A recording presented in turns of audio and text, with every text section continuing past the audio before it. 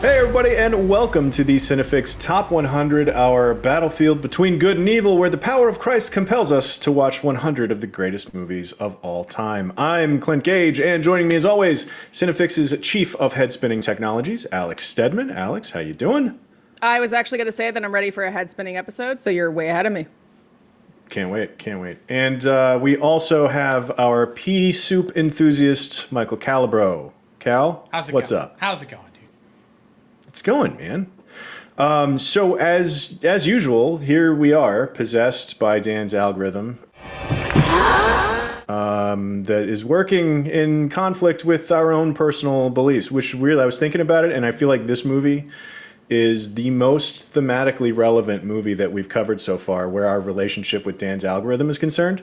Because, like, we searched our souls and our faith in our own sort of cinephileness to come up with our top 100 lists, and then Dan's science came charging in at it, and where in the twain do they meet? And then now that Dan's algorithm has just smushed it all together into one. Dan is the demon. Dan is the devil. I was going to say, is Dan Pazuzu and we're all Marin? It burns! Oh, it burns! Dan, I feel like, there's a producer. Dan has an ancient statue of himself in the desert. I think somewhere is what I'm assuming at this point. But all that rambling nonsense to say, we're talking about The Exorcist this week, and I personally love this movie. I'm with you. This is up there for me. I'm one of the people, I carry on the long tradition of having seen this movie way too young, and I can count on one hand the movies that genuinely scared the crap out of me, and The Exorcist is absolutely one of them.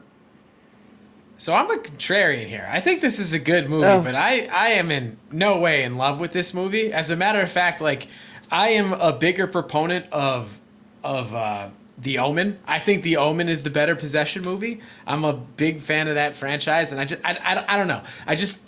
I only came to this movie when I was a teenager, and something about a disobedient child cursing in front of doctors never particularly scared me. I just thought that was, like, hilarious. You know? I don't think that's the scary part, to be honest. Yeah, that's not where the scary factor of this movie lives and dies, I think. I don't know, man, but like when she's like just like, you know, stabbing herself with the crucifix and cursing, like, children cursing is just hilarious. And you can have as many doors slammed shut as you want. You could chill the set down to -20. You can, like, rock furniture, but, like, as long as there's, like, a little child cursing in an adult voice, I'm gonna laugh my ass off. You're checked right out. As soon as that little kid with the growly voice, you can't take it seriously. I'm engaged, but I can't take it. I can't do it. Like, the thing about The Exorcist that's, like, good is just, like, you know, like, Reagan gets possessed, and then it's up to, like,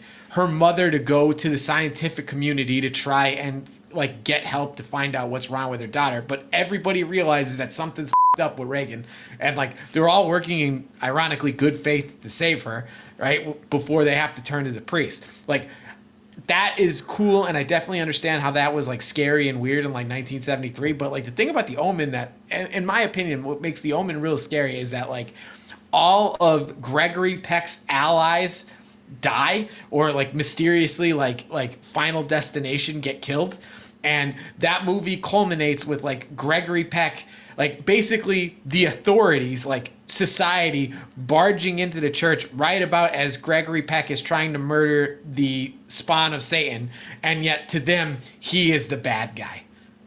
Cal, did you get The Omen on the list? Now I'm curious. Like, is it on your list? On your list instead? The Omen is on my list, but I like that. Like, that is the exorcism movie that is, like, the demon movie that I always gravitate to. And I was gonna say, it's not technically a possession movie. The kid is actually the devil in that movie, but. Yeah.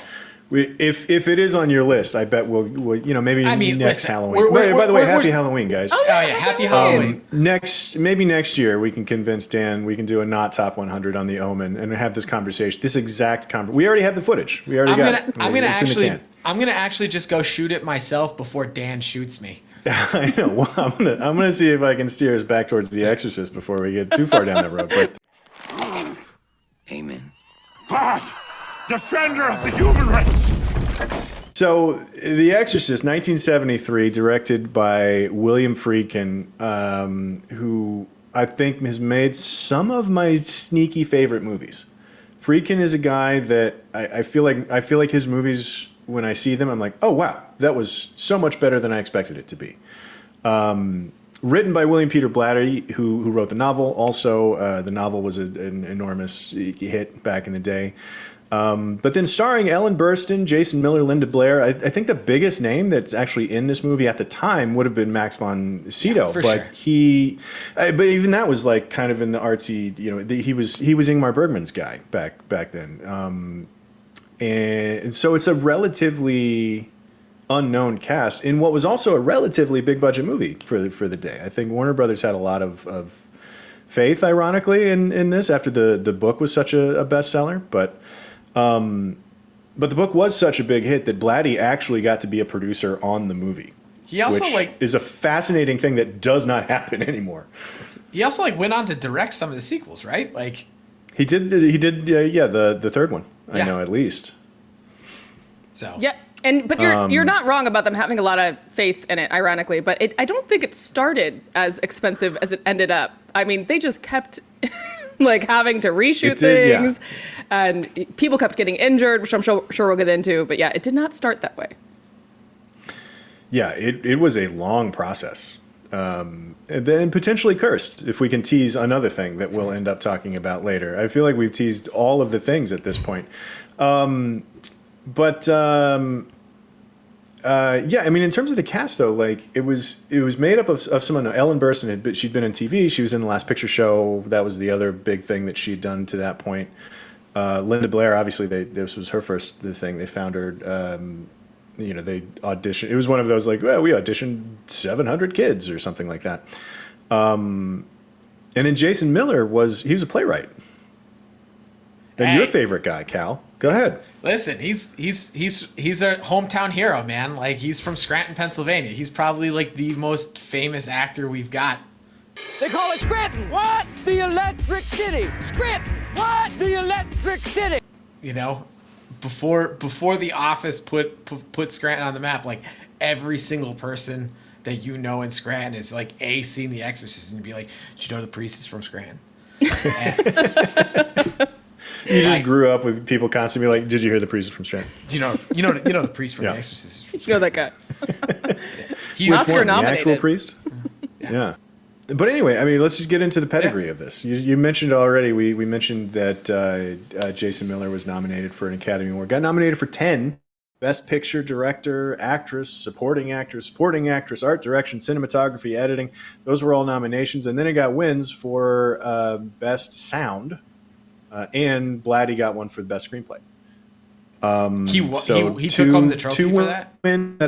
But the movie, when it hit, it was a hit. Like, it was kind of a phenomenon. Like everything that I read about this and saw in some of the behind the scenes, like Warner Brothers knew it was good, and then when it came out and people were like passing out in the theater and stuff, they were like, oh, okay, and then it blew up from there. Yeah, this is like one of the first blockbusters, right? Like this is like one of those movies where you just see people lined up down the block waiting to see this thing.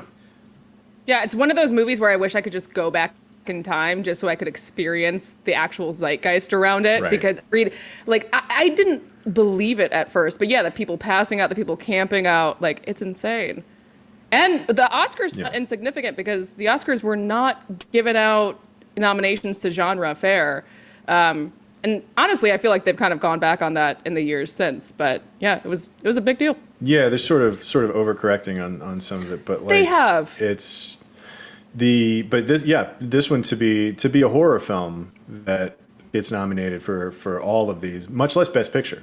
Like that was something else in the 70s. Although when I did reading something that Blatty kind of like went on this big tirade about how it didn't win enough, even though Blatty himself had won. He was like, well, and I like kind of agree with him. I don't know what won Best Picture that year, but I can't imagine we talk about it more than The Exorcist. Well, somebody look that up while I talk about William Friedkin again. I feel like for a we always, second. yeah.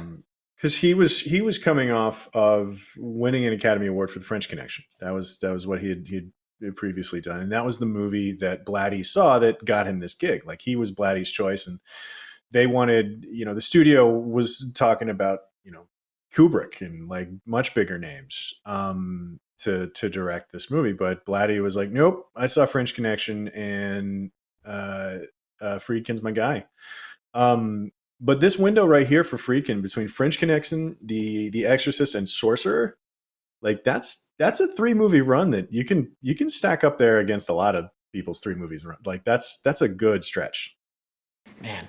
Oh, and by the way, The Sting won Best Picture. Yeah, I was just gonna say the 70s were so cool. Like The Sting beat The Exorcist for Best Picture, and Linda Blair lost to Tatum O'Neal in Paper Moon, which is also like a incredible. Like which little kid is gonna win this year? Yeah. That's crazy. It's a wild year.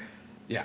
No, but you're not wrong, Clint. The French Connection but the thing that I find pretty interesting is that Blatty went to Friedkin because he was a documentary maker, and a lot of The Exorcist comes across like as a documentary, which is what I think is so scary about it. It kind of looks like you're just watching like some detective's account of this terrible possession.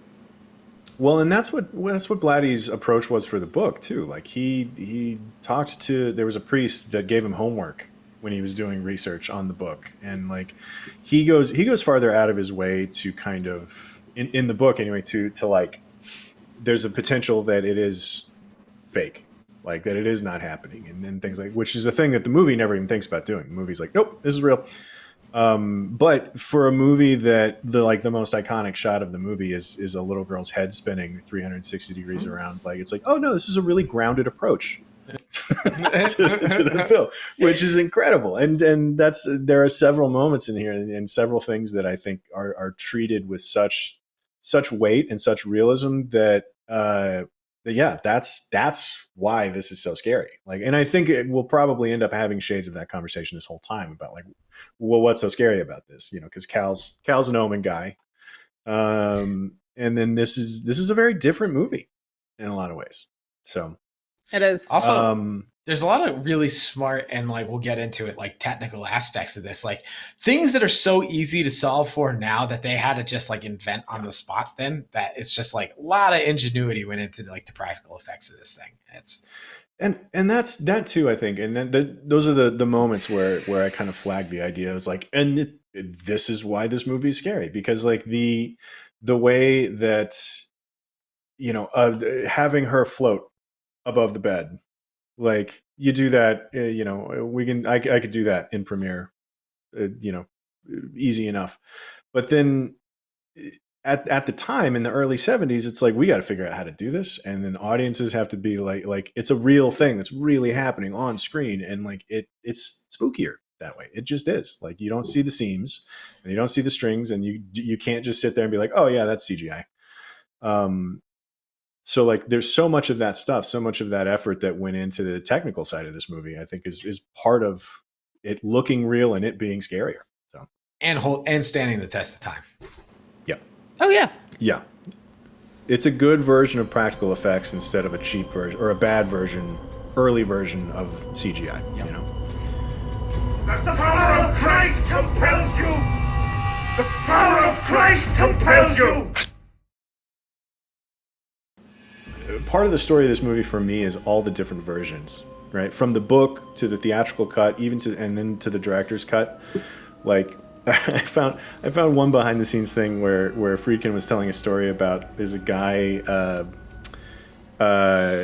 this old impressionist painter guy named Pierre Bonnard. This is like a legend apparently, before he was dead, he had works hanging in the Louvre, and he got arrested one time at the Louvre for standing there with the paintbrush, like tweaking his painting. And the security guards were like, "What are you doing? It's already in the Louvre. Like, why are you still trying to mess with this painting?" Which is kind of the dynamic that he and Blatty had over the years with like debating about what they should do with this movie and like how they should tweak it and who's reading it in which ways and how are they wrong. Like, Blatty thinks that everybody's just wrong. But he's like, I keep trying to explain what this movie's about, and nobody's like, no, I think it's about this. And I'm like, oops. Well, So it's funny that over the years, the two of them had so many different views on what should go into the movie and how it should read. It's just hilarious. Well, I remember reading or watching an interview where Friedkin called Blatty a sore winner or something, because basically, like, it was insane how incredibly successful the movie was. It was financially successful. It got Oscars and all that stuff. And yet Blatty was so mad. And the two didn't talk until, I think Friedkin said, until 2000 when they released the director's cut. It was years. Yeah. They didn't speak for years, apparently, which is incredible. Yeah. But they made like an objectively successful movie. It's just so crazy. Yeah. So there's the theatrical version and the director's version. Do you guys have a preference?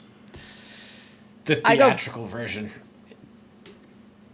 I go back and forth. What's weird is like the director's cut is oddly more of the writer's cut from what it seems like. Like the stuff that Blatty was mad that Friedkin cut out in the theatrical version, like all that stuff went in. There's interviews with Friedkin being like, I just respect him so much I wanted to put that stuff back in, which is and they were wrong. I mean, like, it fundamentally changes the end of that movie, and I think the theatrical cut ending is a way more profound and like emotionally felt ending versus the director's cut. And like that first scene that they put in when they changed the first scene in which Reagan starts to show symptoms, and it's a chuckle fest for me, but I think it doesn't adhere to the horror and like the mystery that they were going for that is more successfully reached in the theatrical cut. I like certain things in the director's cut, and I like certain things that they cut out. I'm somewhere in between. Like I think the spider walk should be in there, and I'm sure we'll talk about the spider walk, but the alternate ending just kind of is so odd to me. I do like the scene where Marin and Karras are in the stairway, I think like mid-exorcism, and they're kind of just like explaining the point of the movie, which Friedkin thought was a little, I think, on the nose. But I don't know, and I like seeing more Marin. We don't get a lot of Marin. I think he's a really cool character. Yeah, well, let's get into brilliant moments so we can start talking about these things a little more specifically. So what do we want to talk about first? Cal, do you want to dive straight into your little kid profanity scene? Yeah, I mean that first scene where it's just like. So we're talking about the scene here where she brings Reagan into the doctor's office and they're doing all just the basic exams. Yeah, it's just like the on the knee stuff and like just the typical stuff. But then it's just like also just like a very funny line where it's just like they're in the doctor's office after and he's like, your daughter has quite the vocabulary. And then it's just like, well, what did she say? And he's just like, I don't feel comfortable saying. And it's just, I shouldn't say it in front of a lady. Yeah, it's just I don't know. I just think that stuff is just so wonky and like it just really changes the dynamic. It changes the dynamic of the movie. And like I also like empathize with this. Like when I was a child, I got stung by a bee and I had an allergic reaction, and then like the doctor had to give me a shot, and I told him that if he was gonna give me that shot, I would kick him in the nuts. So then like I just like very much empathize with this little girl here, and also I just don't inherently see her as possessed because I hated doctors too as a child, and it's just like. Did you kick him in the nuts though? No, but my mom had that very same conversation with the doctor where she was like, where did you hear the phrase "kick him in the nuts"? And it's just like my cousin said it. You tell me which one of your friends said that. Yeah. Yeah. And it's there's that moment towards the end of that scene where he finally says what Reagan said to him, and Chris is like, like there's just a weird little Ellen Burstyn giggle, like, oh, that is kind of funny. It's those moments of I guess before this was in here, like we just see Reagan exhibiting the symptoms, and then we move straight on to what's next. Like we don't have to talk. This is basically a scene where we just saw a thing happen. Yeah, there it is. We just saw a thing happen, and then now there's two people talking about the thing that just happened. Yeah, which is like there's no type of scene that needs to be in a movie less, Yeah. Yeah. I actually agree with you guys. I don't think we need this scene at all. The only thing I really like is Ellen Burstyn's little giggle. It's very humanizing. Yeah. Right. And I guess in its defense, it does sort of, you know, it eases her transition into like really taking it seriously. Like there's still room for her to be like, I know she's going to be fine, but you know, we'll figure this out. Like it's that level of, or that stage of trying to figure out what the hell's going on that she's in right now. It's not urgent yet, you know? It's kind of to what, like, you know, kind of Blatty's original, it's kind of like the novel where he built up more of the scientific aspect of it and the, you know, kind of like you were saying, this actually couldn't, like, maybe this isn't real. It's kind of a holdover of that, I feel. Without this scene, we get to the party scene, which I know you're a fan of, Alex, and like we're going to talk about. Like we get to that scene faster, and I just think that it does the same thing, but it just punches harder. And I don't necessarily think we needed to get eased into that moment a little more. Well, and again, too, there's the difference of approach between Blatty and Friedkin, which I think is the story of this whole movie. You know, there's the idea that like we want to let people discover things for themselves, and we want to let people sort of apply whatever meaning that they bring into it. Like this whole movie is a Rorschach test as far as Friedkin is concerned. But then Blatty wants to be like, no, but I mean, it's kind of a happy ending. Like there's room for a happy ending here, guys. And Friedkin's like, I don't give a shit about that. Like people can believe whatever they want to believe about it, which I think is, you know, better myself. They're two different approaches. Yeah, they're two very different approaches, and you can see it in the theatrical cut versus the 2000 cut. Like it's what 11 minutes difference. Yeah, like something 11 like or 12, that? but it's very different. It's 11 not or like 12 minutes across 3 or 4 scenes is all it really is. Like there's this scene, this conversation is a couple minutes long. There's, you know, a little bit more up front in Iraq. And then a little bit more on the end, a couple things mixed in. There's not a ton of stuff happening in those 11 minutes, but it's a big change. It's a noticeable change. It is.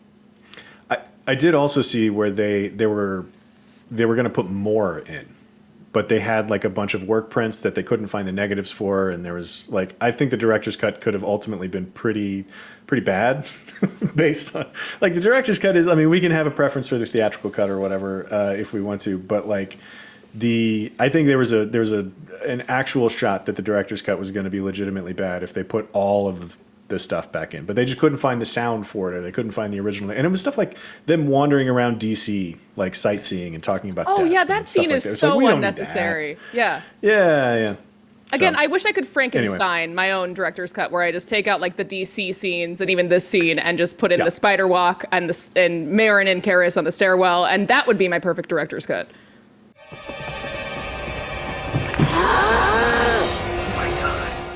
So we've talked about Spider Walk a couple of times. Let's dig into that just a little bit more, because the big reason. So this is a scene. She just finds out that her director is dead, had died in an accident, and the guy that tells her as soon as he leaves, she turns around and here comes Reagan, just spider walking down the stairs. And this was they could see the wires. Yeah. Back in the day, and that was the big reason why they cut this. This wasn't cut for any ideological reasons, as far as I can tell. Like this was just a technical, like, nah, we can see the scene, we can see the wires, and so it didn't make the theatrical cut. But like, you know, 25 years later, it's easy to scrub those out. And now to me, this is the scariest shot in the whole movie. I love this shot. Easily. Ugh. Like I my original viewing of The Exorcist is really fuzzy because I was really young, but I feel like I originally saw the theatrical cut and didn't see the spider walk scene, because when I rewatched it a few years later, the spider walk scene was in there, and it just caught me so off guard, and I think I like literally screamed. It is so, and I think I read somewhere that in addition to the wire issue, that I think Blatty thought it was like too much too soon. They sped it up too.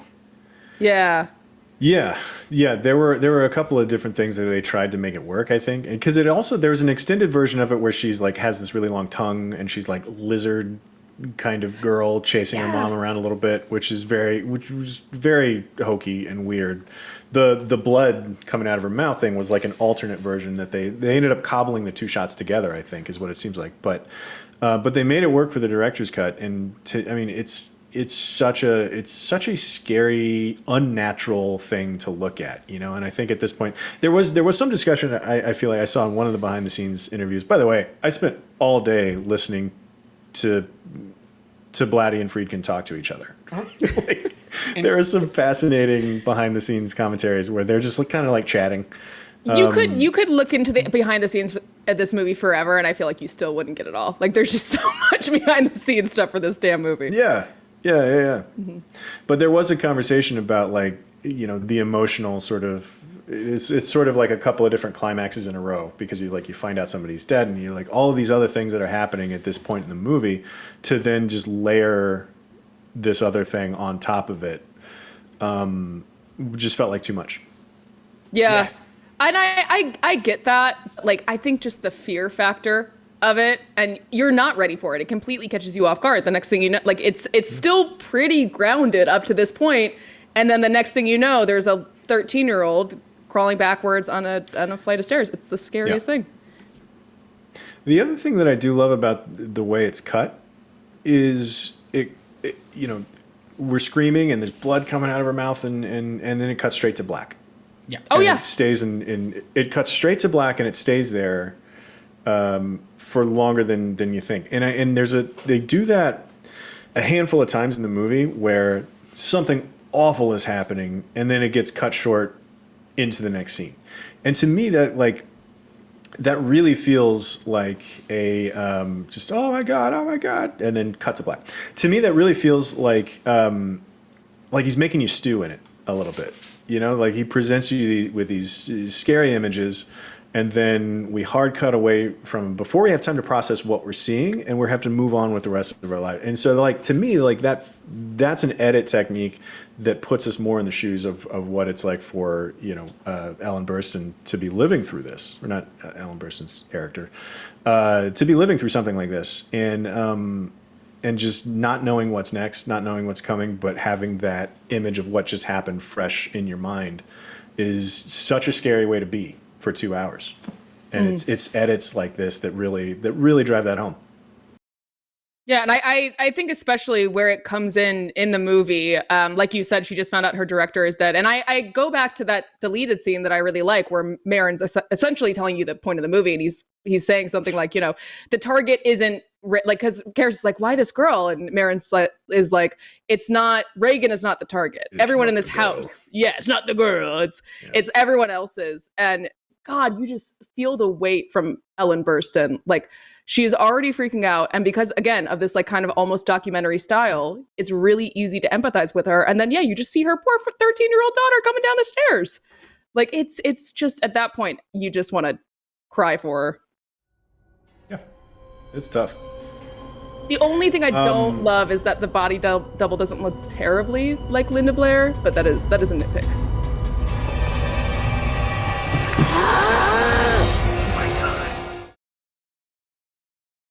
What else? We skipped over the beginning, the opening the movie in Iraq with Father Marin on an archaeological dig. Which I think the only difference there is the director's cut opens with like this really kind of sleepy shot of the house before we cut away to Iraq. I think you're right. I wanted to get your guys' thoughts on this opening scene, because I can never figure out if I like it or not. I think where I land on it is that I think I like what it's trying to do, which is kind of set up this existential spiritual battle between Pazuzu, which, by the way, hilarious demon name, and Marin. But it's way too long. Like, they should just cut it a little bit. It takes up way too much of the opening of the movie. I agree. I mean, it's fun though. I don't think it needs to be that long. Like, I just wish they did like the opening credits over it, right? Like, if it did double duty and you just like had like the casting and all that as he's just kind of like roaming around the streets of Iraq, and like and then he just like finds the medallion, and then it's just like the Exorcist, and then it goes into that weird like double exposure shot of him and the statue of what I assume is Pazuzu. I do really love the sound design of this opening part, though. Like, and I think that's sort of the double duty that it's doing, is kind of establishing some of these more sort of ancient type of sounds that we're going to be exposed to later, you know, and like the way that the hammering on the anvil is, like, the pace of the thing is cut to match that, and, you know, cutting from, you know, a guy, I think like a carpenter is working, and then match cutting that to a clock ticking, and all of those little things are so meticulous, and they make the scene so interesting. I think that, like, I could live in that scene for a little bit longer, to be honest. The weird thing is, though, that it's not, you know, it's not Father Merrin's movie, but we spend the first 10 minutes of the movie with Father Merrin, and and then we go on to something else. So it is strange in that regard. But I like the way that sequence is put together so much that I don't mind it at all. It also does have some of the best shots of the movie, because you have that one where I think it's like a church and like the red sky behind it. It's beautiful. No, but that's a good point about, you see Father Merrin in the beginning and then you basically never see him. That's another thing that I go back and forth about. I'm like, do I like Father Merrin as kind of this unseen, like, I don't know, spiritual hero who is like their secret weapon against fighting Pazuzu? Or do I wish we saw more of him? I really don't know. But it's a weird structure. There's a lot of weird structural choices in this movie. There's the idea that it sets up some type of eternal kind of struggle. That, you know, that's what the movie's about, more so than it is about any one person or any one character or anything like that. Or, you know, it would be weird if we didn't meet him and then all of a sudden they're like, let's bring in the old guy. And then he just kind of shows up. I could see that. I could see that being the case now if it was made right now. It's a good vibe scene, to your point, right? Like it has a cool vibe to it. It sets up the vibe, and it like establishes, even like more or less silently, the credibility of a character that's going to have a profound impact on the plot in Act 3. Yep. You know, so it's not like this like priest just comes out of nowhere. It's like we got to go get the priest, and then it's just like some person you didn't meet from the first time. Like, yeah, I do like the idea that, like, this is the scene where we meet the vibes. Things are bad, dude. Things are bad. Vibe scenes are great. Vibe scenes are awesome. Yeah, absolutely. Can we also really quickly talk about, and this will just kind of segue into some makeup discussion that I think we can have, but Max von Sydow was like 40. Yeah, young man. He was not an old guy. And Dick Smith, the guy that did the makeup on this movie, he had just done Brando's makeup on The Godfather. He would go on to do old Salieri's makeup. But Dick Smith was at this point, he was. What's that? He went to go on to do Salieri's makeup in The Better Oppenheimer. Correct. Yes. Yeah. Amadeus, famously known as the better version That's of Oppenheimer. That's what everyone calls it. Everyone's always been calling it that since the 80s. But he was kind of a legend at this point already. Like he was one of those guys that he was kind of one of the reasons why they finally made an Academy Award for hair and makeup. But I got to go to, over the summer when I was in LA, I got to go to a screening at the Academy Museum Theater, which is me totally name dropping an experience, I guess. Whatever the word for that is. But the Rick Baker actually did the intro. He introduced the movie because this was Rick Baker's first kind of big budget job. Like he'd worked a little bit, and he was uncredited on this movie. And he told an incredible story about, first of all, like how he met Dick Smith is he was just a fan of his, and he like wrote letters back and forth and Dick Smith needed help on this movie, and he was like, "Hey, you want to come out and work with me?" And they like worked with him in his basement on The Exorcist, and that was like one of his first big breaks. But they went through a lot of work to get the makeup right on Reagan, and then when they brought her on set, this was a story that Rick Baker told. When they brought her on set, he heard some grip say something like, "Oh, look, she's got her demon mask on," and Friedkin overheard him saying that and was like, "Oh, well, start over." Like, it's too masky. You got to start over. And so he had to go back to the drawing board and like redo Reagan's look as the demon, like from scratch. And like Rick Baker it's so funny listening to Rick Baker tell this story about one of his idols.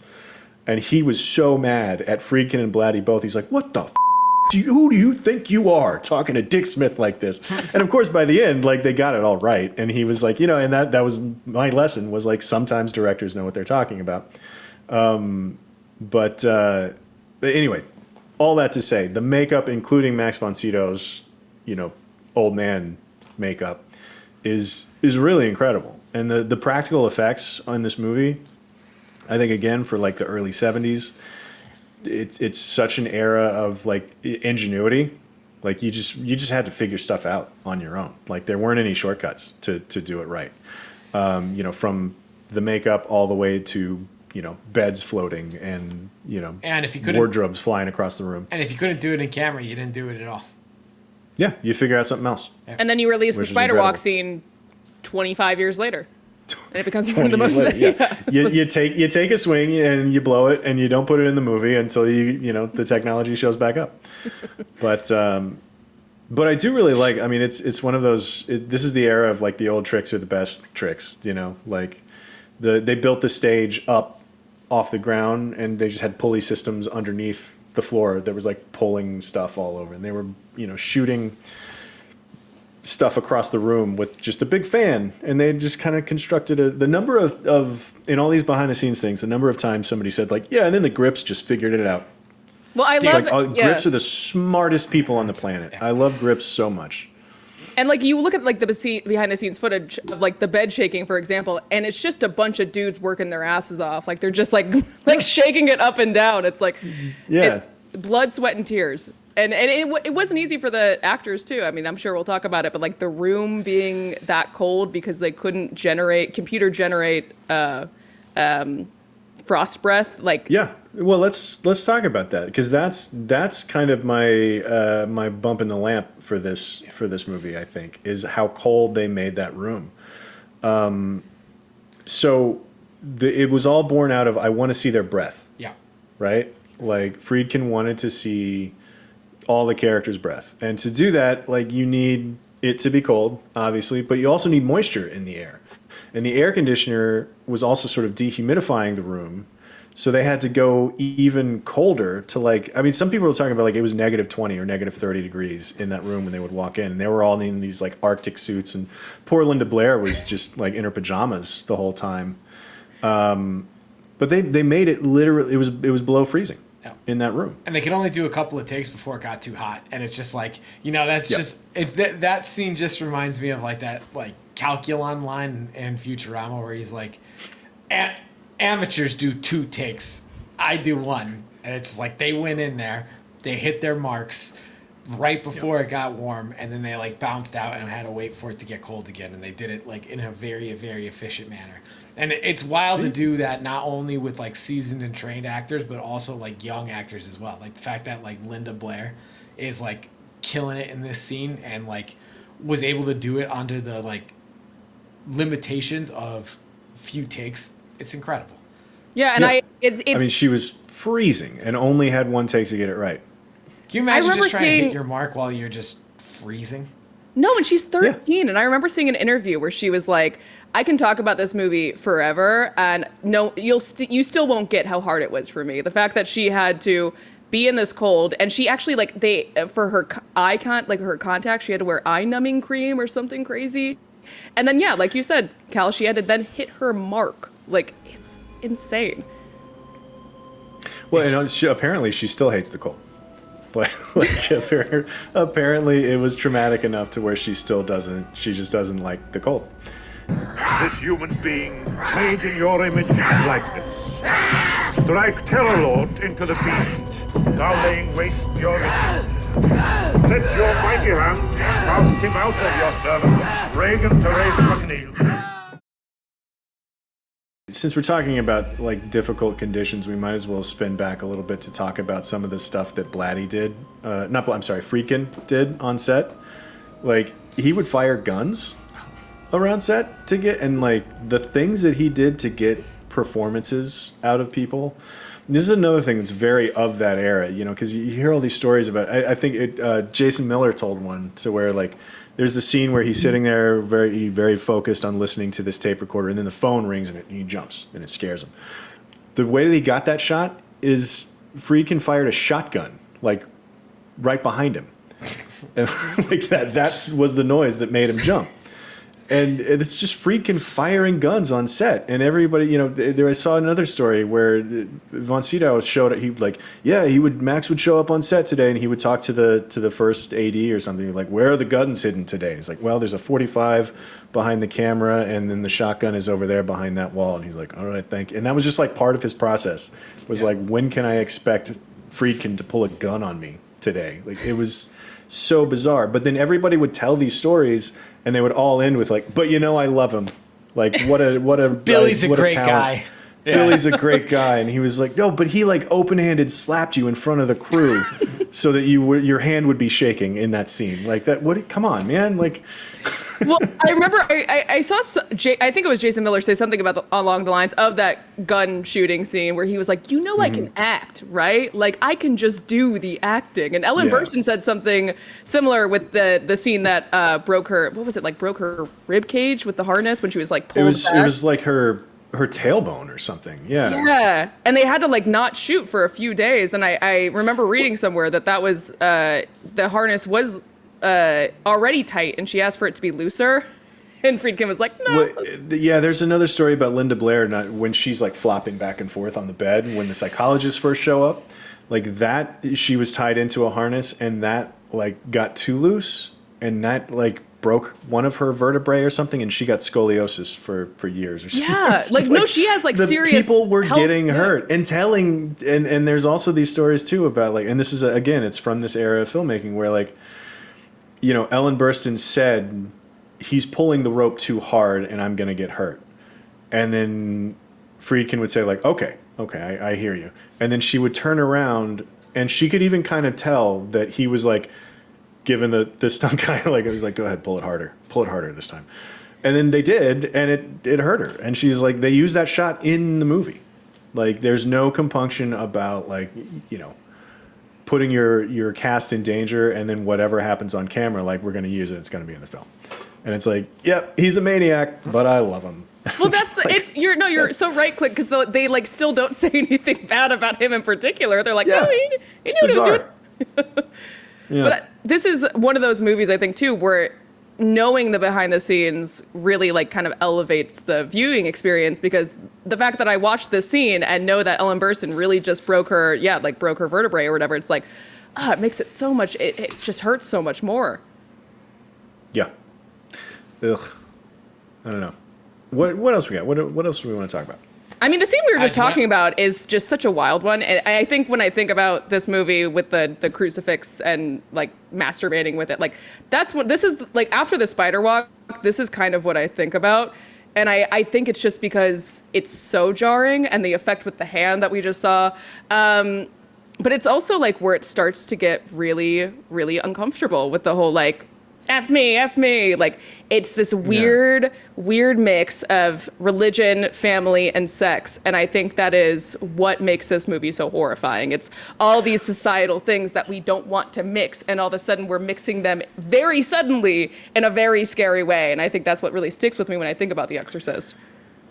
Well, in this scene in particular, too, is where this, science is starting to fail.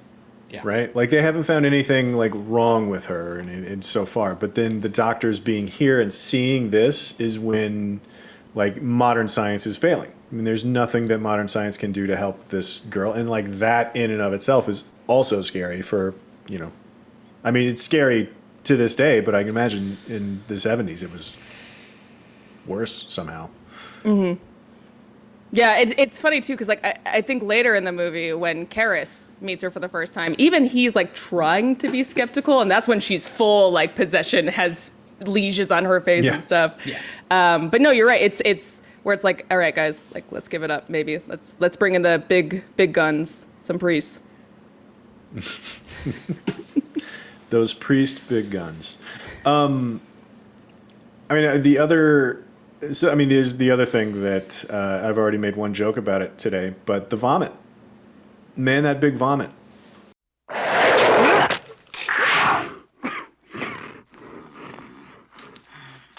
To start with, it was, it's a cool effect. It's a cool makeup effect that they actually have it looking like it's spraying out of her mouth. There's a cool little rig that gets sort of hidden under her cheeks that kind of hides the hose back there, and it gets pumped out. It's a sort of one of those things that it's a simple deal that takes really good craftsmanship to do right. But the other incredible thing about this scene is that he was not supposed to get hit in the face with this. Now, and so that's another like real reaction of. Did you see it? Do you see in like the behind the scenes stuff? It's like they had like those like cardboard cutouts that are like the like police, like it looked like those police, like training what you shoot the guns at. It was like gun range targets. Yeah, right. And it's like the silhouette of the man, and like they're using it to like basically just like do like the artillery targeting of the goop. So it like. Here's where Jason Miller is gonna stand. They have all of these targets, and like the pea soup hits in the chest, and then on the day, right in the face. Well, it also apparently had something to do with it being so cold. Is because they were doing the setup, and then of course they had to tweak the lighting, or they had to do something, and so the guy was all ready to go with his like pea soup and oatmeal formula. And he was sitting there thinking, like, I think it's probably gotten a little too cold. So it's going to be heavier when it comes out. So he aimed a little higher, and he gave it a little more gas, and it shot him straight in the face. Well, and apparently he was real mad. Well, I mean, you think he's like shooting a gun in his ear? He's getting like pea soup shot in his face. Like he's just having a rough day. But that's what I love about Jason Miller's reaction in the scene, because like you said, he does look pissed. Like he kind of like wipes it off his face and then like angrily flicks his hand. He's like, God damn it, Billy, again. I can act, right? I'm an actor. But I was just thinking about this scene, and like if it just hits him in the chest, and he's like, like I don't care about that scene. But him getting hit full in the face, and it's in his mouth, and like, oh God. It's so gross. And I think that's another thing, like when we're talking about like why this movie is so scary to me, I think a lot of it is just because it's so gross. Like, not to get too gross, but like you got to think about how that room smells or something. It's just like nasty. Well, it probably didn't smell that bad until they let it warm up. I mean, that's true. The cold helps. They're also clearly like she puked a lot because they needed to protect the furniture. They wrap it all down. They like baby protect it, so it's like all wrapped in blankets, and then it looks like newspaper, like they do to have like the cover the finish, and it's so she could do whatever she wants in there. Easy cleanup. But I do love this scene in general too, because like that's where you get this little dynamic between Karras and Pazuzu, and also where you see like Pazuzu's weird sense of humor with the whole like your mother's not in right now, but leave a message, which I think they parodied in Scary Movie, which I always think about. But like also, I'm curious to get your guys' thought when he sprinkles the holy water on her, but it's not actually holy water, but she's freaking out anyway. I always go back and forth about what that means. I don't know if she was just trying to fake him out, Pazuzu. What do you guys think about that? Yeah, it feels like it's part of that cat and mouse kind of thing. Yeah. Like I think Pazuzu's just, I'm sure there's some amount of like, I'm going to let him think he's winning kind of, like I could see that happening in Pazuzu's sort of motives, right? Yeah. Whether or not I don't think there's any sort of tangible, like, ooh, maybe it was all a dream kind of impact on the story. Like, I think it's probably just Pazuzu being a jerk. Yeah. Pazuzu's a brat, honestly. Yeah. Yeah. He's a little demon.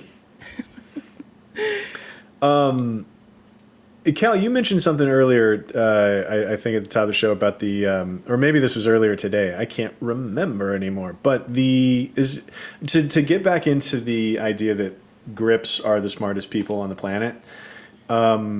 And how they didn't have a Steadicam back in the day, but they still wanted a shot that tracked people Upstairs, going upstairs. Right? Yeah, so it's crazy to me that we think it's like, and the Steadicam is what, 10 years removed from this? Because like Kubrick would be using it a lot in The Shining 7 years from then.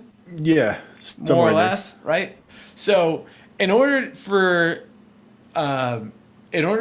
Friedkin to get continuous shots from the ground floor up the stairs to the second floor, they had to build a rig, and it's functionally a swing that they put the cameraman in, and then like there's grips behind the scenes like pulling him up, and then there's grips, and then there's like some camera people behind the swing, you know, directing it up the stairs, so it's like it's free floating, and that's how it moves around. And it's just this like whole wire contraption that they had above the set in order to do these complex tracking shots up the stairs. And it's wild to think about how bespoke of a solution needed to be figured out in order to do something as simple as having a continuous shot up a flight of stairs. And then, I feel like we run into those two different kind of solutions. You talk about a bespoke solution for this. Like we have one shot that we need to get in the can here, and so we're going to do this elaborate pulley system to make it happen. The other side of that coin is like somebody invents the Dijkstraflex, right? Like, or somebody invents a computer that can do it, or you know, something like that. I feel like he's like, here's a thing that we can use on every movie from now on. Yeah.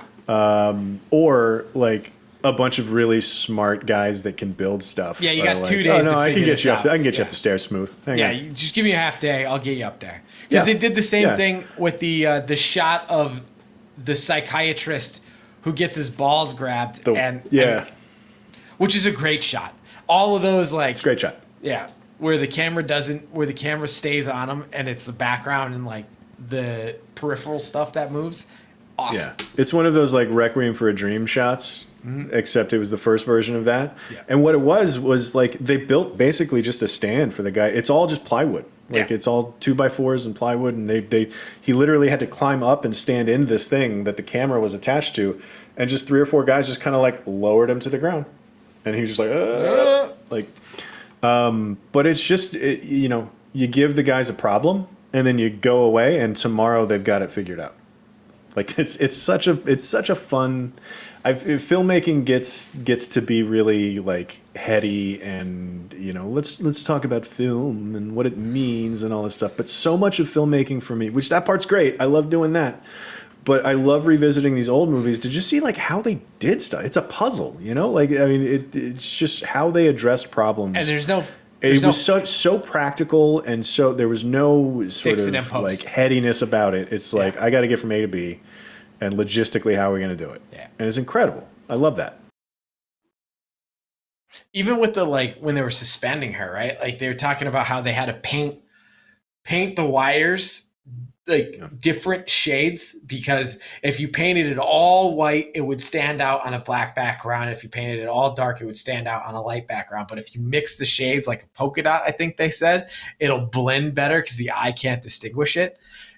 It's shit like that is subtly the most, like, I wouldn't say it's the most impressive part, but whenever I think about it, I'm like, who thinks about that? Like, who is smart enough to actually come up with that? Because, like, when you watch it, you genuinely don't understand how it was made without special effects. But, like, no, it was just basic, like, eye trickery. It's incredible. Well, and also, like, this is a small movie.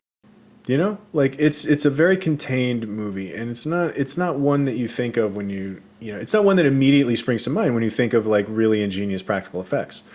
You know, like you think about The Thing and how you know, people worked for 2 years to get the little head thing to do just right, and you think of all of those things that are like very practical effects, but like just a wardrobe moving from one side of the room to the other and doors slamming by themselves, and like every little thing that they did in this movie adds up to a ton of work. Like there is a ton of effects, and really, really good effects that hold up to the point where we don't even think that they're in there. You know, like it's not an effects heavy movie. There's some good makeup that jumps out, obviously, on Linda Blair. I assumed Max von Sydow was 75 years old since 1963, you know, like because of this movie. But yeah, all of the practical effects that are in there and just completely invisible are so cool. Well, and the other thing about that But it too also- is it kind of goes to what we were talking about Friedkin just putting his actors through it, because it's one of those things where you know that when you're in that final exorcism scene, you know that Max von Sydow and Jason Miller are actually seeing that like in front of them. It certainly adds to it. Mm-hmm.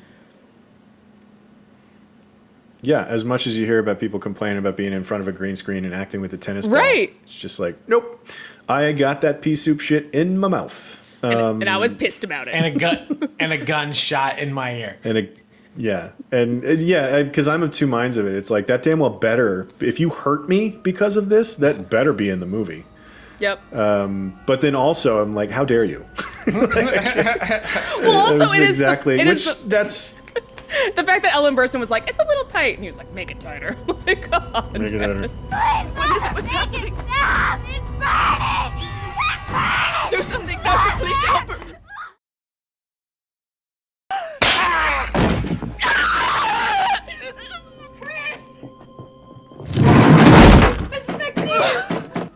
I also want to talk about, we got to talk about the head turn also. Yes.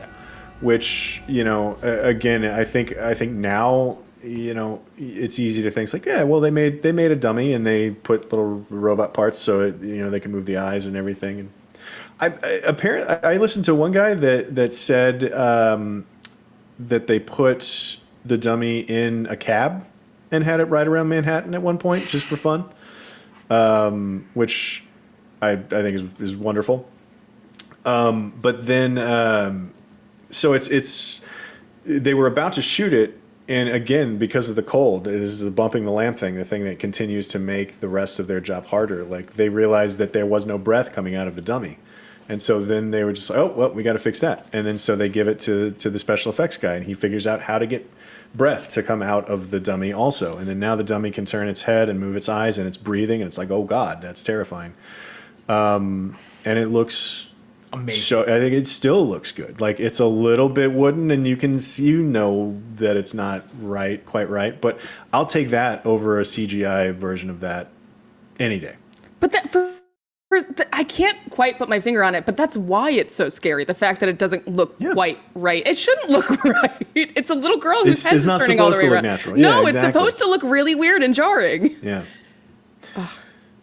It's so good. No. There's a reason why that shot holds up too, right? It's just so jarring and everything looks so great, and it's just like done in the two shot, right? So it's like the close up on her, then it cuts as it's like turning around and you get it in the wide, then it cuts to the reaction and then back to her. So it's just on, to your point, like we talked a lot about it in T2 where they hold the shot just long enough so you can't show the seam, so you don't see the seams.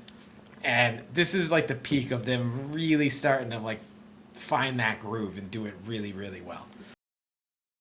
Yeah, the way that they escalate the use of these things too is pretty good. But and again, this is another scene that ends on like a pretty distinct cut, and then we're out to the peaceful street. That's the way that the movie's cut right there. And just having to sit there and live with what you just saw for a beat is really ingenious editing. But the other thing about that scene, the one I want to talk about too, is there's another guy involved in this, Gonzalo Gavira, the sound designer, who was Jodorowsky's guy. Like he was working on El Topo when Friedkin saw the work and was like, I want him. So he did El Topo, he did Holy Mountain, and so that's why some of the sound design in this movie is downright trippy. And apparently the sound of the head twisting was the guy. Apparently, this Gavira was just in the just had in front of a mic with no shoes on and his pant legs rolled up, and he was just grabbing stuff and making sound. He found somebody's wallet. It was just some dude's. It was a leather wallet that somebody had in the room, and he just like twisted it in front of the mic, and that's the sound of the neck spinning, which is awesome. God, Cool. that's and I will say one thing that kind of surprised me when I was like kind of just looking at interviews and stuff. Friedkin says apparently the best way to experience the sound. Actually, he says the best way to experience The Exorcist in general is the Blu-ray. And he was saying that he was watching the Blu-ray and like hearing sounds that like he didn't even know was in there. So now I kind of have to go back to the Blu-ray. Yeah, I wonder if they remixed it without him and added stuff in. That's what I was thinking too. Never heard it before. Yeah. But yeah.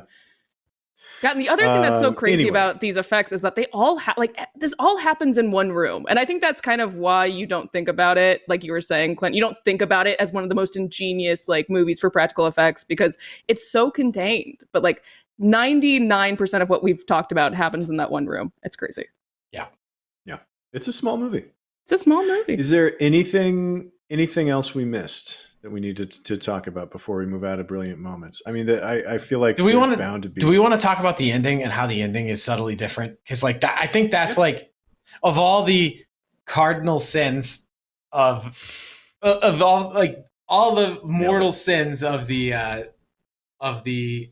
director's cut. I think it's the ending that is the one that is most profoundly changed, and I think it has a more than subtle effect on how the movie should be perceived by audiences. So the theatrical cut ends with Father Dyer looking down the stairs. This is Karras's friend, Father Dyer, played by an actual priest. Yeah. Looking down the steps, and then he just kind of turns and walks away. And that's the end of the movie. Then the director's cut has this whole other scene with Father Dyer and the cop, Kinderman. It's not only that, it's hold on. It's in the theatrical cut, there's a scene at the end where the priest gives her the Karras's medallion. Or not Karras's medallion, but the medallion, and she like accepts it and like goes on with her life. Whereas in the director's cut, she gives it back. And there's a way to read that where she's accepting faith, because like this whole movie is kind of about this like secular woman just refusing to come to terms with the fact that her child is possessed by a higher power that can't be explained by science. It can only be explained through faith. And by accepting the medallion at the end, she understands that faith has to be a part of her life moving forward. So it's supposed to symbolize like the internal change and the newfound importance of faith in her life, versus in the other one, it's just like, okay, you keep this for your friend.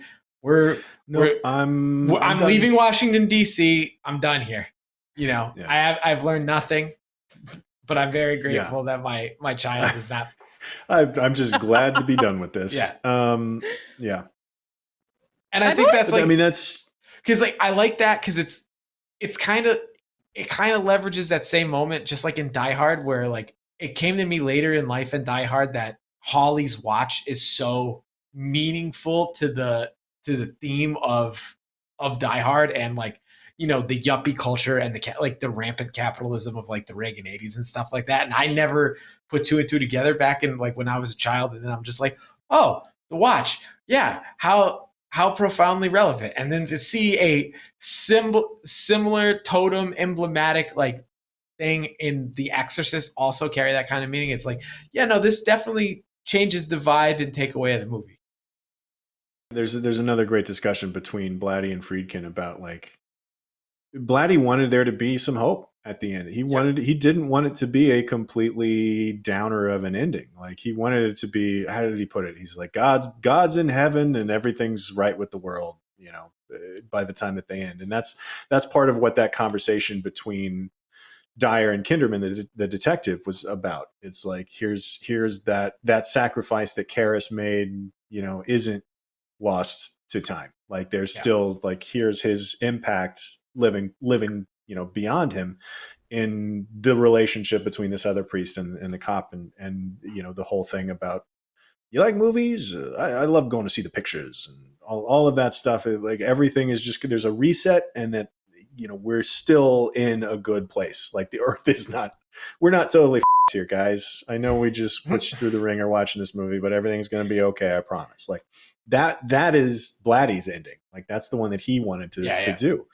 And Friedkin, again, like Friedkin wanted people to come by it themselves. Like, I don't want to tell people how to feel about this. People are going to feel how they want to feel about it, and that's great. That's part of the deal. To your point, Clint, about what he was saying about how Blatty saw it as kind of like Karras living on, I found was a real, because that's not what I got from it, but hearing him say that, I was like, kind of like, oh, well, that's kind of nice, I guess. Because obviously, like, Karras is such a tragic character. He ends up giving his life for this little girl that he doesn't know. And but I still think it would have been really freaking weird to leave it in. Like, I get it, but yeah, take it up. Well, there's also the idea of like, I've gotten everything that I think I need out of The Exorcist at that point. It feels like it feels like sort of feet dragging on your way out the door. Like, I didn't necessarily need that. Like, the detective, I feel like was like, he was just kind of incidental to the plot for the most part. Although the scene where he asks for Ellen Burstyn's autograph is hilarious to me. Yeah. The fact that he's a film fan and knows her work and is like, it's for my daughter. And what's her name? It's like, it's for me. that was such a funny little thing, especially to put her through that, like, with everything that we know is going on upstairs. Like, to put her through that awkwardness is such an uncomfortable scene. But yeah, I certainly didn't need that at the end. I see the idea of it being a kind of happier ending and leave the theater with a little hope, but I don't think that's the point of this movie. No, it also doesn't erase what we just went through for 2 hours. Like, we're still pretty traumatized from it. Yeah.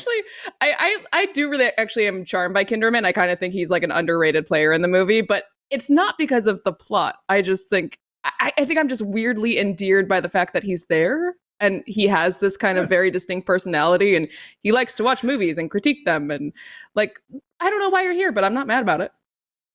Yeah. I mean, if he's gone from the movie completely, you can lift him straight out. Like, you can. You can. I like, there's an added layer of stress for the sort of I guess it would be weird if the cops never asked about the dead body, but like, ultimately, like, that's kind of you could skate past that on like movie logic. You don't necessarily need, you could narratively, you could lift him straight out. I am glad that he's there.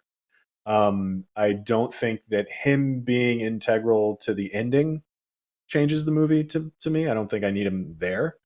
But the fact that he's there, during the exorcism and is running into the room in that last scene, and to sort of witness that, like, I think that does add some more of the sort of the establishment, be it science or be it, the law enforcement or whoever, has no idea how to handle this. Like, showing that it is completely out of their hands. It is like, that's what he's for more than anything, I think. But okay, well, I tell you what, we're running out of time, so let's move on to movie lists. Is there any other brilliant moments that you guys want to flag before we hustle on? I think Karras's dream is interesting. I don't want to spend too much time on it, but it's something that I feel like I always forget about. But when I rewatch it, I'm like, oh, that's creepy. It is some real quality, like, late 60s, early 70s montage. Yeah. Like, there's some good dream sequence montages. And for some reason, any back in those days, movie that's just like a quick flash of something scary, because you just briefly get like Pazuzu's face. I'm like, it's just, that's another thing that's in the director's cut. There's the Pazuzu's face in the background of a couple of those scenes got tacked on in the director's cut, which is another reason. It's like, I feel, I think Friedkin was kind of right in that you don't want to explain too much in this movie. Like, you don't want to serve everything up on a platter. You want to, audience needs to do a little bit of work. But anyway, I'm team theatrical, except for the spider walk. I'm oh god. Okay, so I want the spider walk, the conversation between Marin and Karras. And I like the little flashes of Pazuzu just because they scare me. That is what I will take from the extended cut. We can. In our a la carte Exorcist. Yes. And my Frankenstein Exorcist, cut. Yeah. But assuming you didn't have a Frankenstein Exorcist, if you only had to choose one cut. Because, I mean, we can't pick the scenes we want. Like, each have their pros and cons. And when push comes down to shove, you have to pick A or B. What one is it? I gotta go extended just because of the spider walk. I feel like Just you 'cause of the can't spider walk. have. It's if that important? It's that important. Like that is like the scariest scene. I have to go extended just for the spider walk. If that those are my options. If I can't a la carte it. But it profoundly changes the meaning, like the takeaways of the film. Spider walk, baby. And Spider walk all the way. All right, I'm theatrical cut. I love the spider walk. I think it's a really cool shot, and I'm like, you know, I appreciate that he George Lucas something in the good way into his film like 30 years later. But I don't think The Exorcist was a classic before that shot was ever in the film, and I don't think we should change. I don't think changing like significant thematic and narrative elements is worth adding the one cool shot in the movie that had plenty of cool shots beforehand. It's such a strange conversation to me though, because the director's cut was the one I saw first. And so thinking about that, like I had to hunt down the theatrical cut to see it.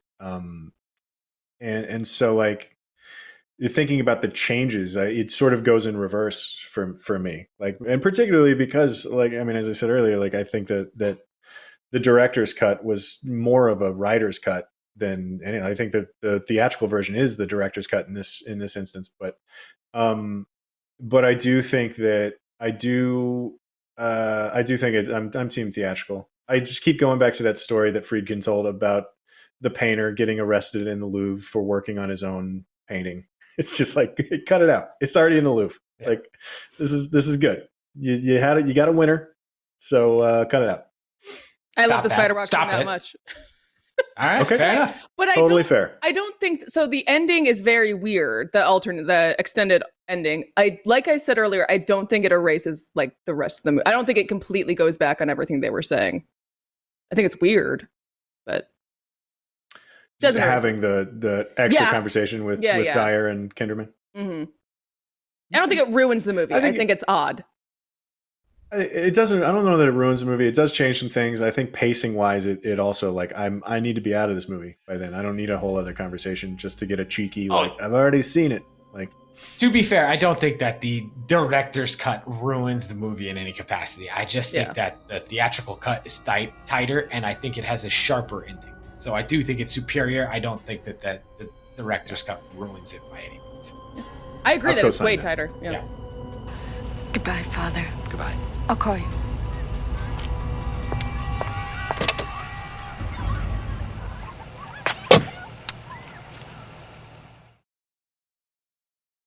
All right, movie lists. There we have covered The Exorcist a fair bit over the years. There's a What's the Difference that's up right now. That just went live. That's a brand new one. Best Movie Monsters. Pazuzu was on Best Movie Monsters because we broke it down based on the type of fear that the monsters instill.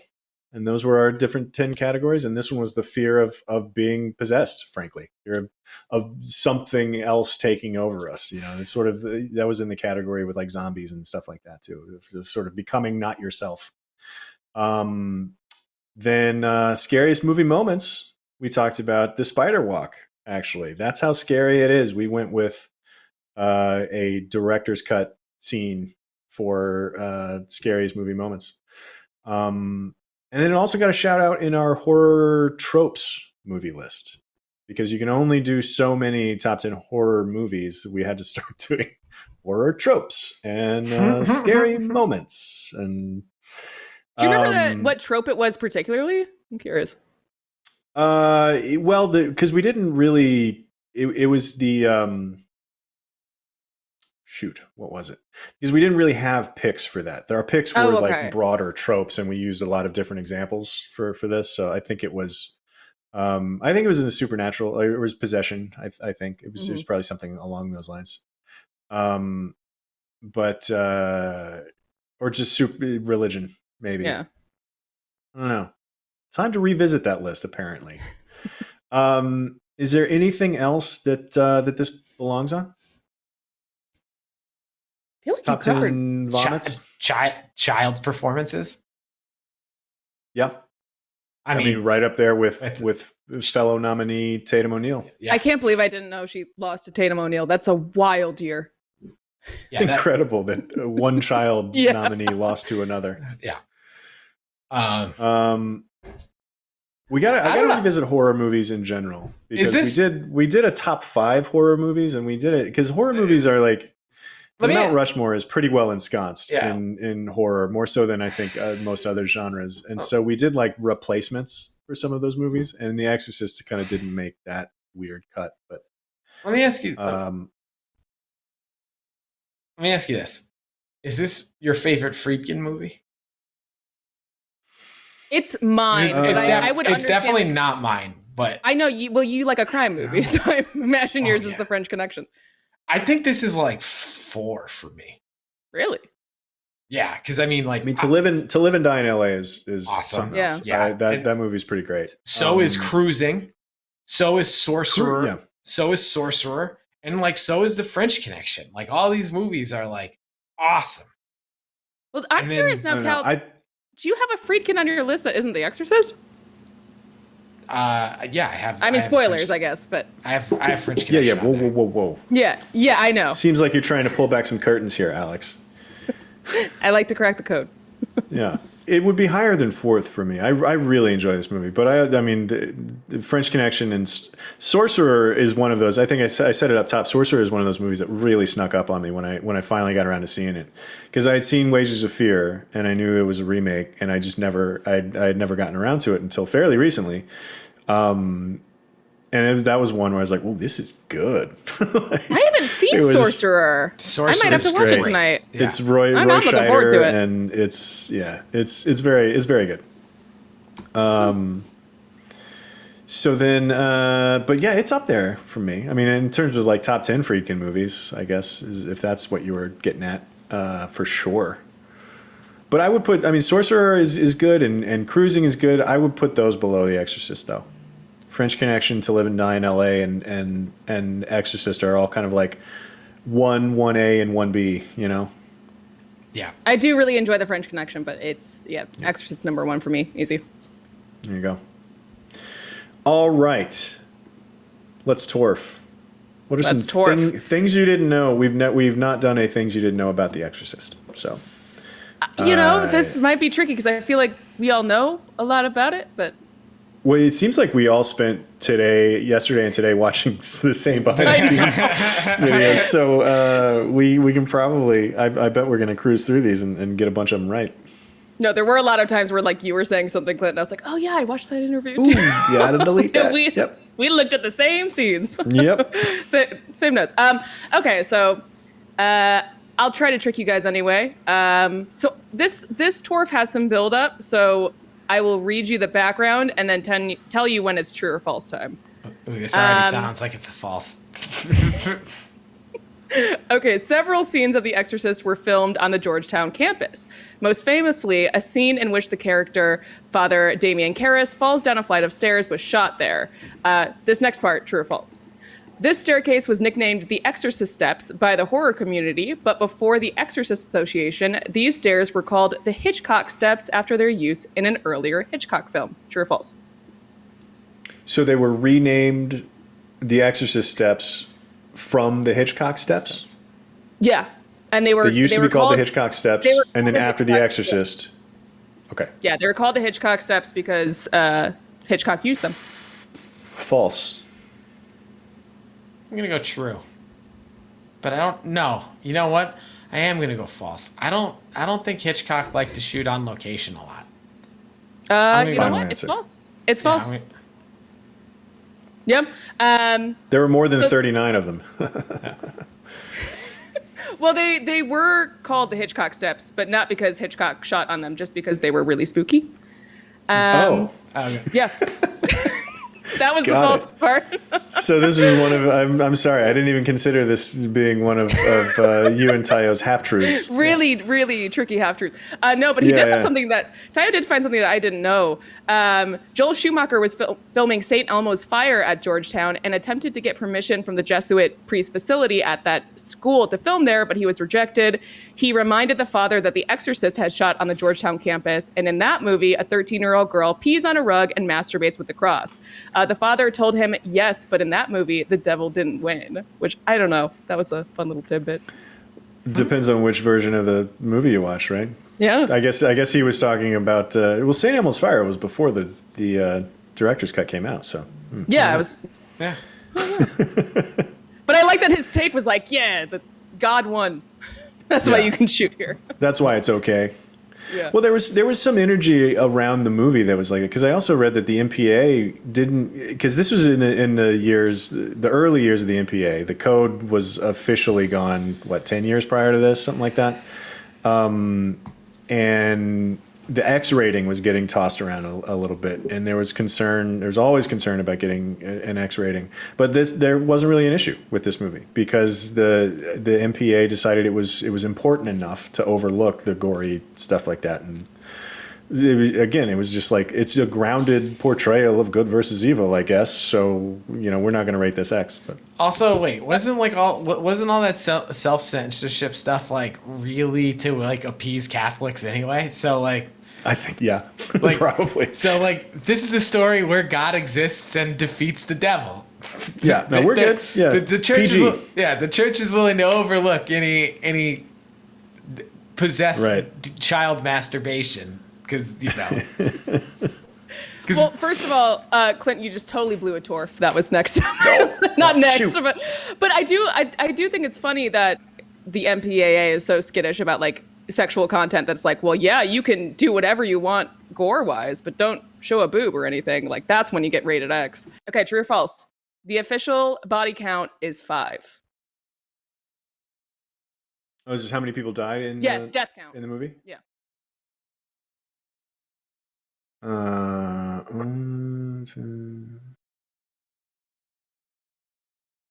Go with true.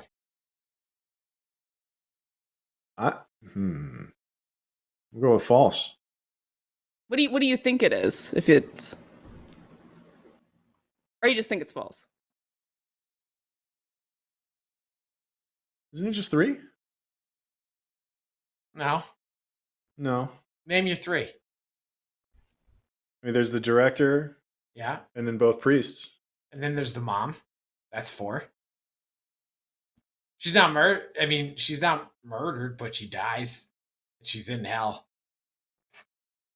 Wait, what? Karis's mother. Oh, Karis's mom. She died. I'm sorry. So I thought you were talking about. I was like, pretty sure Ellen Burstyn. Which director's cut did you watch? And then there was the guy that jumped out the window. Yeah, that was the director. That was the director? Yeah. Oh. All right. Well, anyway, there was at least 4. So At least 4. Okay, at least 4. I'm I'm still going false. Okay, Cal, you're true. Clint, you're false. Yeah. Yeah. It is false, and yeah, it's actually 4, and we just listed them all. 4. There's no more than the 4 that we listed, basically. This doesn't include all of the mysterious deaths that occurred during the production. That people thought the set was actually cursed. Yeah. Did I just blow another torf? That was my next door. Oh no! Okay, well here. I'm like, do you have the same doc, Clint? No, I'm not. But that was an easy one. Yes, the true or false was that yes, many people thought it was cursed, and by the end of the film's production, 9 people associated with its making had passed away. Yikes. Yeah. And also, apparently, Friedkin asked. So there are 2 actual priests in the movie. There's the priest that Karis meets at the bar. He was like the technical advisor. I think he was the guy that actually gave Blatty all the homework when he was first writing the book. But Friedkin called him to see if he could come exorcise the set, and the priest was like, "No, I'm not."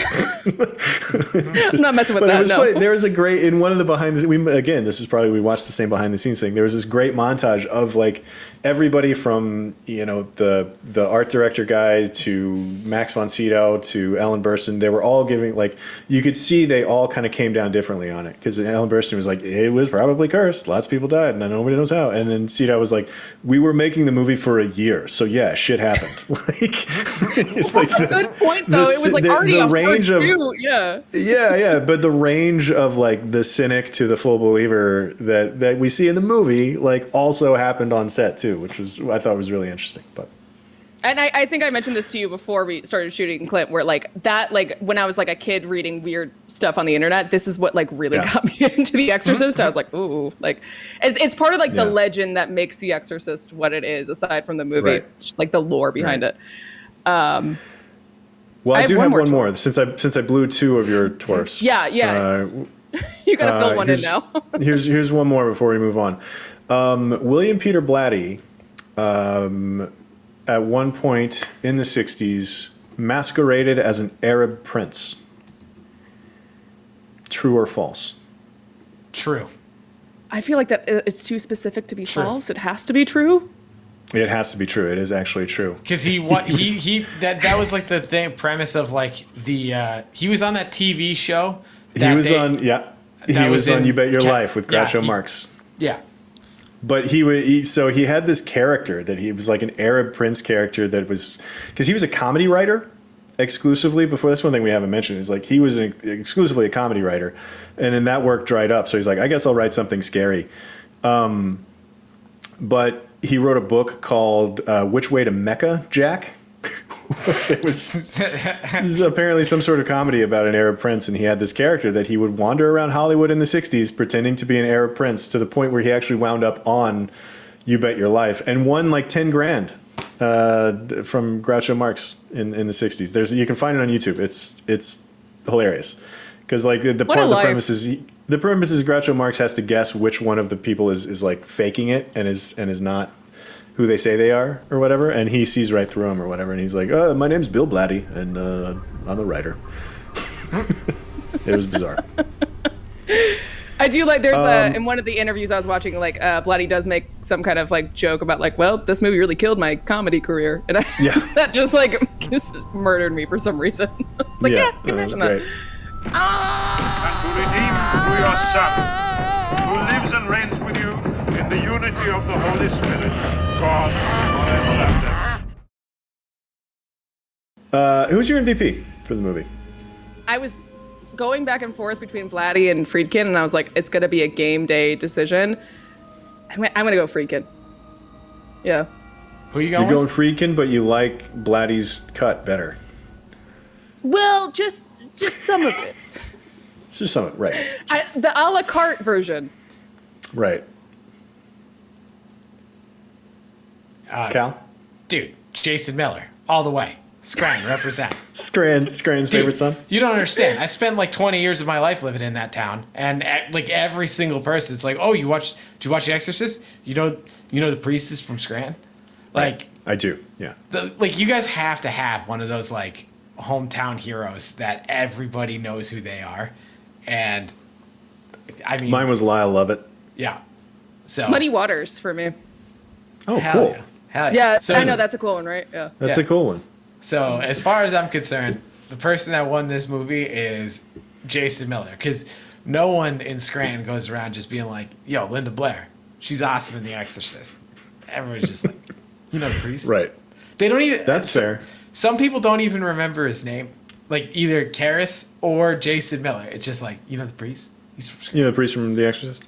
Yeah, he's from this one was a hard one because I feel like there's a lot of people doing really good work that contributed to why this movie is so memorable. But just for fun, I'm going to give it to Marcel Vercoteur, the special effects lead on the movie. All the furniture moving, all the beds floating, like we talked about earlier, it was all done so well, and it holds up and lent to the realism of the movie in a way that I think was really key. So I'm giving it to Marcel Vercoteur. Okay. Also, his name, very fun to say. I That's think why he's getting it. my number 3 was probably going to be Linda Blair too, because my God, that poor girl. Yeah. I mean, everybody went through it and like did some good work. And I mean, even Dick Smith having to like go reinvent the look of Linda Blair at the last minute. Like everybody's doing. This was a hard movie on a lot of people for a lot of reasons, and everybody came up big, I think. So it was tough, but we are running along once again. So to the point where like we should probably just go ahead and add some time to our schedule for these from now on. But Cal, we got time for one more segment before we get to the ranking. who does Nicolas Cage play in The Exorcist? I do, unlike some of the films we have watched in the last couple episodes, I do think there is room for Nicolas Cage in this movie. I think, I mean, he's very clearly a priest, and the question is, do you go Max von Sydow or do you go Jason Miller? I'm Father Marin all the way. Yeah, I was gonna go Kinderman. Kinderman. No, that's Yeah. no fun. Nah. There's not enough. There's not enough to do. I mean, the only choice is Marin, right? Because like, imagine Nicolas Cage, like, and the same deal as Max von Sydow. Like, age him up. You know, Yeah. he's a young man in an older man's makeup, and he's quiet, and he's not well, and he's sort of broken by his experience, and then to see him explode and come to life during the exorcism would be so much fun. Yeah. Like, I think he would. That's he a really could good do. point. He could do Father Marin real justice I agree. by that difference. Yeah, I agree. I Also, don't know with if it's your better, but I'm not mad about it. also I mean, with your, you know, you can't beat Sydow, but you can No. maybe you can equal him. yeah, but also like I think he could have done some more interesting stuff in like the early Iraq, moments, because like Nicolas Cage could just be silent on film and just be like, what the is this guy doing? You know, just sweeping off some like rocks, you know, just doing his Jurassic Park thing, just being like, you know, I think he could overact that in a way where it seems like it would take up less time. He's overacting, digging stuff. Yeah, Yeah. maybe like I someone. think. I mean, listen, that's an easy one to agree on. I think because I don't think I don't want to take anything away from Jason Miller. No, At least not in front of Calibro. Scranton's favorite son. You just Yeah. you can't do it. All right. Settled. That was easy. Done. Yeah. So I had this on my list. Let's get into where it ranks and what Dan's algorithm did here. I had it at number 36 on my list because I really like this movie. I'm with you, and we're pretty close. It's on my list, and it's at 43. So 43 and Well, there you 36, go. it's not too far. Neighbors. I'm told Dan did not have it on his list. Cal, did you have it on? You probably didn't have it on yours.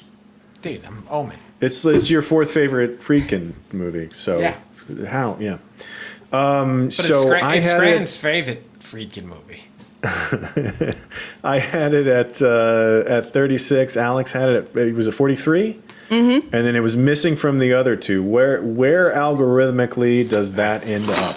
I think around the Kyle 50 gave us mark. the Halloween to trick or treat. Do we still need to eat up time? You guys can watch me eat Airheads over here. While No, we don't need to do that. just fill We up were time. doing that all sound check. We're good.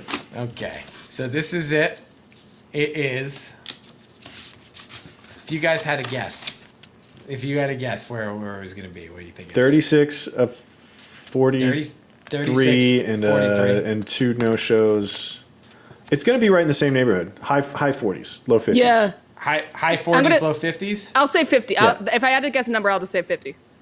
And All right, I'll go 1 for Okay. Price is Right rules. Yeah, Price is Right rules. Clint, you take it. It is 42. 42. Not Okay. bad. 42. Top half. Okay. So yeah, that feels like an algorithm that makes sense. It's the meaning. me. It's the meaning of It life. doesn't and everything. always. It's the meaning of life and everything. Exactly. 42. Okay. Well, did your life and the way that you view The Exorcist change as a result of this conversation? Anybody? I still love it. No. Cal, still like your fourth favorite Friedkin movie? Yeah, it's still like my fourth favorite Friedkin movie. It's still my second favorite, you know, like possession, devil, demon movie kind of thing, you know. And Okay. but it is my favorite Scranton adjacent movie. Sure. We can all agree on that, I think. I apologize to both Friedkin and Blatty that we didn't get you away from Team Omen. For the record, but- I also really like The Omen. Yeah, I mean, listen, it's very much the Pepsi to the Exorcist's Coke, and like this is like one The of deep the few, impact to The Exorcist's Armageddon. Yeah, this is like one of the few times that I'm just like, I really like this Pepsi is way better to me than the Coke. But all right. Well, I need a Coke now. So that's going to do it for us this week. Thanks again for being here, Alex, Cal. Thanks everybody for listening and watching us talk about a very scary movie. Thanks once again to our TORF specialist, producer Tayo Oyekan, technical producer and spider walker, Marhyan Franzen, Jamie Parslow, who keeps it below freezing in here, and Dan, who I guarantee you would not help any of us if we were possessed by a demon. So once again, no thanks will be given to Dan. And if you want to hear us without watching our faces talk, and if you want the whole audio only thing, we are in all the usual podcast places, so you can track us down on the platform of your choosing and come back next week. We'll be sticking with the a theme of religious artifacts being found in the desert, because we're watching Raiders of the Lost Ark. That'll be next week. So until then, stay safe, be good, everybody. We'll see you next time.